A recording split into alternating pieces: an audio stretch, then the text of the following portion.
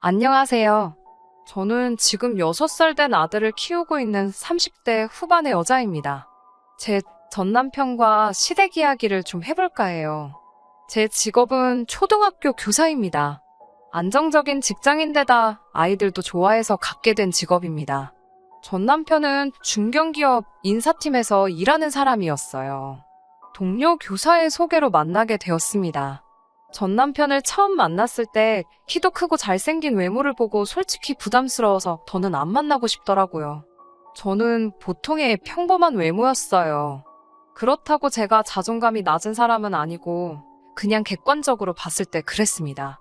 처음엔 전 남편의 연락도 밀어내고 거절하고 그랬는데 그럼에도 불구하고 계속해서 적극적으로 다가오는 전 남편의 태도에 저도 결국 조금씩 마음을 열게 되었네요. 사귀다 보니 생각보다 잘 통하고 서로 비슷한 부분도 많고 해서 결혼 이야기까지 나왔습니다. 하지만 결혼 이야기가 나왔는데도 전 남편은 도통 저를 시댁에 소개시킬 생각이 없어 보였습니다.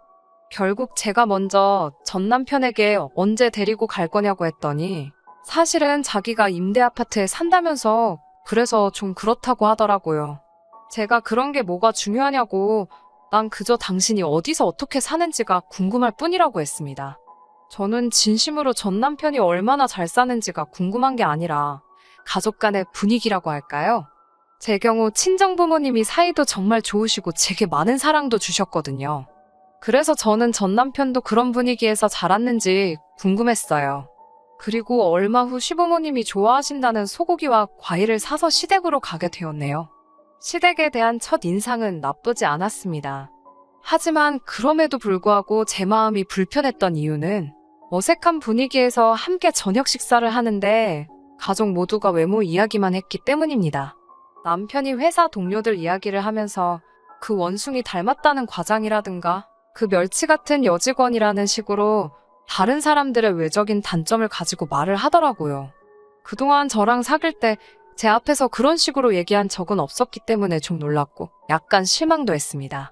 말이라는 건 그 사람의 됨됨이를 보여주는 거울 같은 거라고 생각하거든요. 전 남편뿐만 아니라 전 시어머니도 전 신우에게 너 요즘 살찐 것 같다며 살을 빼야 한다. 여자는 외모가 경쟁력이다라며 계속 잔소리를 하셨고요. 전 신우 또한 요즘 연예인 누구가 무슨 시술을 했다더라. 그게 돈이 얼마라더라. 그런 실속 없는 이야기만 하고 있었습니다. 그나마 전 시아버지께서 별 말씀 없이 듣고만만 계시다 한마디 하신 게 남자고 여자고 나이 상관없이 자기 관리는 잘해야 된다는 거였습니다. 저도 사람인데 외모 이야기를 왜 안 하고 왜 관심이 없겠습니까? 하지만 제 입장에선 처음으로 결혼할 사람 집에 인사를 간 건데 저는 꺼다 놓은 보릿자루 마냥 두고 당신들끼리 주구장창 그런 이야기만 하니까 기분이 별로였습니다. 그래도 최대한 내색하지 않고 얌전히 있었는데 그런 저를 보시곤 전 시아버지께선 그래도 생글생글 잘 웃으니까 봐줄만하네 그러셨어요. 칭찬 같지 않은 칭찬을 듣고 기분이 정말 나빠서 사실 그때 이런 사람하고 결혼하는 게 맞나 싶긴 했지만 또 외모 이야기를 빼고는 적어도 결혼식을 올릴 때까지 저에게 직접적으로 상처 주는 말씀은 한 적이 없었습니다. 그런데 결혼식을 올리고 한두 달쯤 지나서 그때가 시어머니 생신 때였습니다.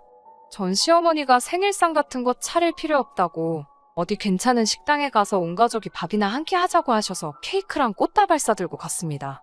그날도 주제는 여지없이 외모였어요. 전 신우가 저를 흘끗 보더니 키 작은 사람들은 안 됐어. 옷을 아무리 잘 입어도 태가 안 나잖아 그러는 거예요. 분명히 저를 보고 나서 그런 소리를 하니까 기분이 별로더라고요. 그래도 설마 싶어서 따로 반응은 안 하고 속으로 신경 쓰지 말자 그러고 있는데 전 시어머니가 전 남편과 전 신우에게 그러니까 니들은 부모한테 감사해야 돼. 돈이라는 건 있다가도 없는 거지만 키랑 외모는 타고나지 않으면 안 되는 거니까 라고 하셨습니다. 이때는 솔직히 나 들으라고 하는 소리구나 하는 확신이 들었어요. 그러더니 전 신우가 절 보더니 갑자기 혼자 낄낄거리더라고요. 그래서 제가 좀 정색을 하면서 왜 절 보면서 웃으세요? 하고 물었어요. 그러자 전 신우가 한다는 말이 결혼식 때 보니까 사돈 어른들도 다 키가 작더라. 라면서 부모님이 밉지 않아? 라고 물어보더니 저한테는 대답할 틈도 안 주고는 그래도 내가 보기엔 다들 조그만해서 가족들이 너무 귀엽더라 이러는 거예요.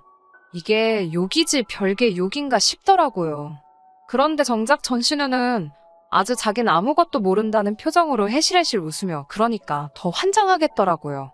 집으로 돌아오는 길에 남편한테 신우가 왜 그런 소리를 하는지 모르겠다 그러니까 귀여워서 귀엽다 그랬겠지. 혹시 너 무슨 자격지심 같은 거 있어? 이러는 거예요. 제가 어이가 없어서 무슨 자격지심? 이라고 되물으니까 자긴 제가 성격이 무던한 줄 알았는데 좀 예민한 것 같다는 거예요. 그래서 제가 만날 자기 가족들 만날 때마다 외모 이야기밖에 안 하니까 없던 자격지심도 생기겠다고 했습니다. 남편은 자기 가족이 언제 외모 이야기만 했냐면서 그리고 아무래도 요즘 세상의 외모가 경쟁력은 맞으니까 그런 거 아니겠냐고 상황을 대충 모면하려고 하더라고요. 그래도 이 정도면 제가 이혼까지는 생각 안 했을 거예요.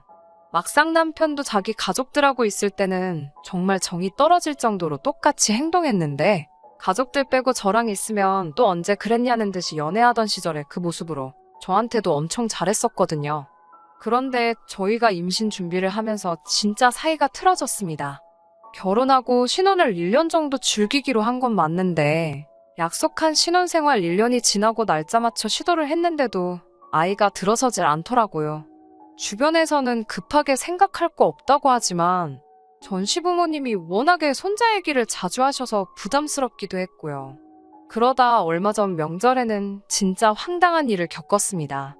시댁으로 모여서 저녁 식사를 마치고 이제 슬슬 집에 가려고 하는데 전 시어머니가 잠깐만 더 있다 가라고 저희를 자꾸 잡으시더라고요. 그래서 왜 그러시나 했더니 늦은 밤 모르는 손님이 한 분 오셨습니다. 알고 보니 시어머니께서 저를 진맥하신다며 한의사를 부르셨더라고요. 더 어이가 없는 건 제 진맥만 하고 남편 진맥은 안 했습니다. 한의사 선생님도 제가 황당해하는 모습을 보시곤 몹시 난처해 하셨습니다. 한의사 선생님은 몇 번 제 맥을 짚어보시더니 혹시 요즘 스트레스 받는 일이 많냐면서 마음을 편하게 가지라고 하시더군요. 요즘 세상에 스트레스 안 받고 사는 사람이 어디 있나요? 그리고 입장 바꿔놓고 시댁에서 저런 대우받고 같은 상황이었다면 그 어떤 긍정적인 사람일지라도 없던 스트레스도 생기지 않겠어요?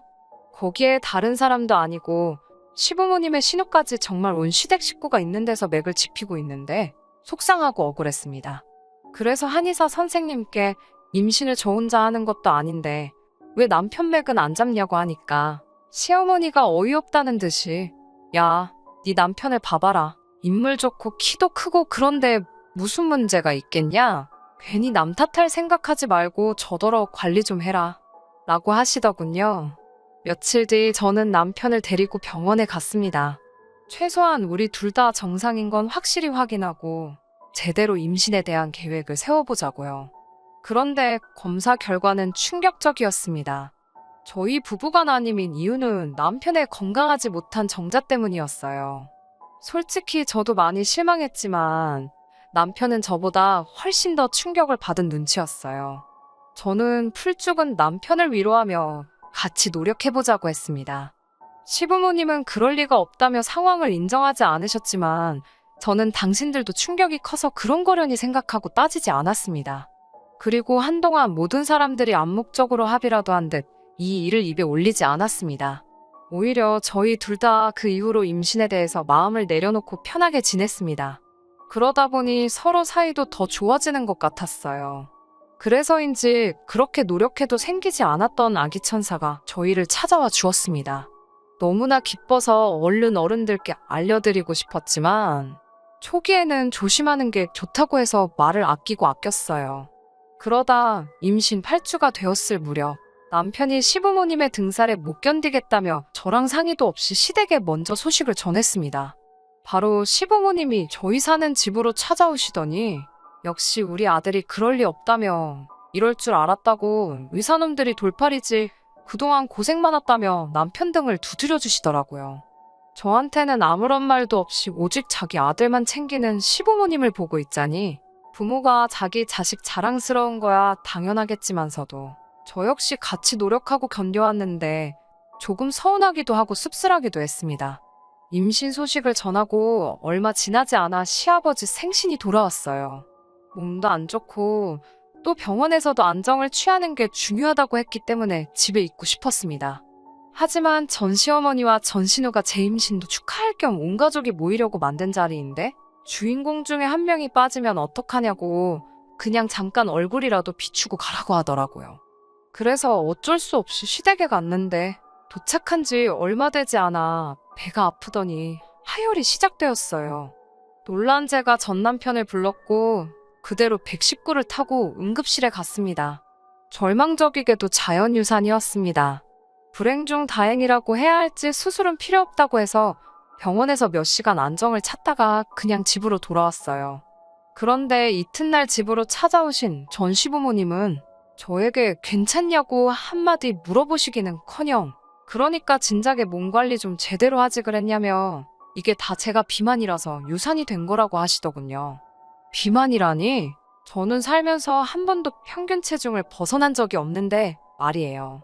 이 사람들이 무슨 말을 하는 건가 하고 생각하고 있던 중에 이어진 그 다음 나온 말은 제가 비만이라는 말보다 훨씬 더 충격적이었습니다. 아니, 남편이 멀쩡한 씨앗을 넣어줬는데 왜 저 뱃속에 들어가니까 죽어버리냐는 거예요. 밭이 비좁으니 그랬던 거 아니겠냐고 며느리 고를 때 너무 신경을 안 썼다며 아이고 내 팔자야 하면서 저를 앞에 두고 신세한탄을 하고 있더군요. 그 말을 듣는데 소름이 끼치고 눈물이 펑펑 쏟아지더라고요. 더 서러운 건 전 시부모님이 저한테 이렇게 막말을 하는 동안 전 남편은 한숨만 푹푹 쉴 뿐 하다못해 그만하라는 말 한마디도 안 하고 있었습니다. 한바탕 난리를 치고 전 시부모님은 댁으로 돌아가셨고 부모님이 자리를 비우고 나서야 전 남편은 저에게 미안하다고 사과를 했습니다. 나이든 양반들이 얼마나 속이 상하면 저러겠냐고 저더러 이해하라면서요. 하지만 그런 사과가 제 귀에 들어올 리 만무했습니다. 저는 당신 이 부실에서 이렇게 된 걸 왜 내 탓만 하시냐며 진짜 억울하다고 했습니다. 마음이 많이 상해 있던 터라 그냥 그 상황에서 저 힘내라고 다독여주기만 했어도 끝날 일이었을 텐데 제가 유산해서 예민한 건 알겠지만 제가 뚱뚱한 건 사실이지 않냐면서 제가 비만이라 유산한 걸 가지고 왜 그게 내가 부실해서 그런 거냐고 왜 자꾸 자기 탓을 하냐고 그러더라고요. 분명히 병원에서 당신 정자가 좋지 않다고 한 거 기억 안 나냐 하니까 하지만 결국엔 제가 임신하지 않았냐면서 그러니까 자기는 아무 문제가 없는 거라고 하더군요. 그러면서 그냥 내일 대충 몸 추스리면 일단 시댁에 가서 무릎 꿇고 죄송하다고 사과를 드리라고 했습니다. 그 말을 듣는데 이 인간이 아주 단단히 미쳤구나 싶었어요. 떠난 아이한테는 미안하지만 이런 인간의 아이를 낳을 뻔했다는 생각만 해도 소름이 끼쳤습니다. 결국 이 일로 저희 부부관계는 완전히 틀어져 버렸고 저는 전 남편에게 이혼을 요구했습니다. 그제서야 전 남편은 제가 이렇게까지 상처받고 스트레스 받는 줄 몰랐다며 서로 같이 한 번 더 노력해보자고 제 마음을 설득하려 들었습니다. 하지만 전 시어머니가 애도 못 낳는 돼지 같은 게 어디서 먼저 이혼을 한 해 만에 운운하냐며 너 같은 며느리는 우리 쪽에서 필요가 없으니 이혼 서류 진행을 자기네서 하겠다고 하더군요. 이혼을 해주는 게 아니라 제가 이혼당하는 거라고 하면서요. 남편은 저에게 왜 일을 크게 만드냐 뭐라 했지만 결국 자기 부모님이 저렇게 강경하게 나오니 남편도 어쩔 수 없었는지 이혼 서류를 만들어서 저한테 들이밀더군요. 그래서 덕분에 원만하게 이혼할 수 있었습니다. 가족들하고 연관될 때랑 저랑 단 둘만 있을 때 정말 같은 사람이 맞나 싶을 정도로 다른 사람이었어요. 저도 차라리 이렇게 끝낸 게 잘 된 거라는 생각이 들었습니다. 그리고 이혼 뒤 1년 정도의 시간이 흐른 후 저는 평소 저랑 친분이 두텁던 학부형의 소개로 지금의 남편과 만나게 되어 결혼을 하게 되었고 결혼한 지 6개월 만에 지금의 남편을 쏙 빼닮은 아들까지 가졌습니다. 지금의 남편은 제가 임신했을 때도 제가 출산했을 때도 제 손을 꼭 잡고 고맙다며 눈물을 쏟을 만큼 여리고 따뜻한 사람이에요. 그리고 세월은 총알같이 흘러 그 아이가 어느덧 6살이 되었습니다. 세상 일이라는 게 참 예측 불가하고 그래서 재밌는 것 같아요. 엊그제 아들을 데리고 모처럼 마트에 장을 보러 갔어요. 최근에는 코로나 때문에 웬만한 건 거의 다 인터넷에서 배달을 시켰었는데 그동안 마스크 쓰고 다니며 대부분의 시간을 집에서 보냈어서 그런지 어제는 괜히 이상하게 나갔다 오고 싶더라고요. 마트에 도착해서 이것저것 카트에 담고 있는데 뒤통수가 뜨거울 만큼 누군가의 시선이 느껴졌어요. 낯익은 나이든 여자분이 저를 바라보고 있었습니다. 알아보기까지 오랜 시간이 걸리지는 않았습니다. 저에게 악담을 퍼붓던 전 시어머니셨어요. 그리고 그 옆에는 그 잘난 인물이 다 어디 간 건가? 무슨 일이 있었던 건가 싶을 만큼 상태가 안 좋아진 전 남편도 있었습니다. 남자던 여자던 자기관리 외모관리가 가장 중요하다고 하던 집안인데 수염도 며칠을 안 깎은 건지 듬성듬성 나 있고 머리는 길게 길러 떡져 있는 게 한동안 씻지도 않은 것 같더라고요. 짐작이지만 저처럼 재혼은 못한 것 같더군요. 그리고 그 둘 다 제 손을 꼭 잡고 있는 제 아들을 바라보고 있는 듯 싶었습니다. 속으로 무슨 생각을 하고 있었을까요? 사실 이혼할 때 치열하게 싸울 힘이 하나도 남아있지 않아서 그냥 적당히 재산 나누고 헤어졌거든요. 그래서 말 한마디라도 독하게 쏴붙여볼걸, 아니면 한 푼이라도 더 내놓으라고 할걸, 그런 후회를 했던 날들도 있었습니다. 그런데 오늘 그 둘이 저와 제 아들을 바라본 그 눈빛에서 많은 걸 느꼈습니다. 이런 표현이 조금 웃기기도 하겠지만 끝에 가서는 결국 제가 이겼네요. 이제 그 사람들한테 정말 아무런 감정도 없습니다. 새롭게 다시 얻은 이 기회에 이 인생을 마음껏 즐기고 행복하게 살아보겠습니다. 감사합니다. 끝까지 들어주셔서 감사합니다. 오늘의 사연은 여기까지입니다. 구독과 좋아요, 알람 설정 부탁드리고 더 좋은 사연으로 다시 찾아뵙겠습니다. 감사합니다.